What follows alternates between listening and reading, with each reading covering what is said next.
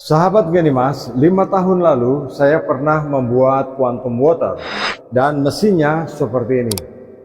Karena banyak permintaan, saya kembali membuat versi terbarunya. Kali ini saya membuatnya lengkap dengan sterilisasi. Mesin ini akan menghasilkan quantum water yang bermanfaat untuk hidrasi yang sehat. Sahabat Genimas, dimanapun sahabat berada, inilah mesin quantum water. Sahabat Genimas, setelah mesin ini sahabat lihat, pasti sahabat akan bertanya-tanya, bagaimana cara menginstalasinya?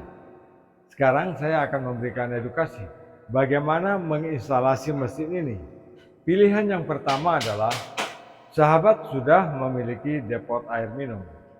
Ya, jadi kita akan menjadikan ini bagian eksternal dari depot air minum yang kita sudah miliki. Solusi kedua, kita bisa menjadikan ini berdiri sendiri, meletakkannya di atas meja dan menghubungkannya ke tandon penampungan air gunung. Tentu kita membutuhkan pre-treatment atau pre-filter sebelum masuk ke mesin ini. Kita tetap harus berpedoman pada sains. Bagaimana penerapan sistem filtrasi yang lengkap dan memenuhi standar 4 syarat 2 unsur. Saya akan mulai dari bagian depan. Ini adalah solenoid atau valve atau keran untuk mengisi galon. Jadi disinilah air hasil dikeluarkan setelah melalui ultraviolet tentunya. Nah sahabat, input air masuk jika ini berada pada depot air minum, maka inputnya dari sini. Pipa ini nanti kita sambungkan ke toren stainless atau toren penampungan air jadi yang sudah sahabat miliki pada depot air minum. Bisa menggunakan pompa yang sudah tersedia di depot air minum, atau sahabat bisa menggunakan pompa yang berdiri sendiri dan input masukannya melalui pipa ini. Jadi diagram alur dari produk ini adalah air masuk dari sini, ya, kemudian masuk ke CTO. Yang pertama ini CTO.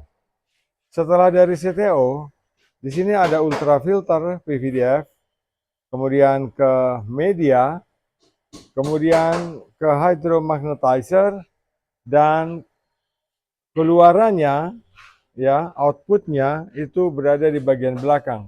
Ini pipanya. Nah, pipa ini terhubung masuk ke ultraviolet ini.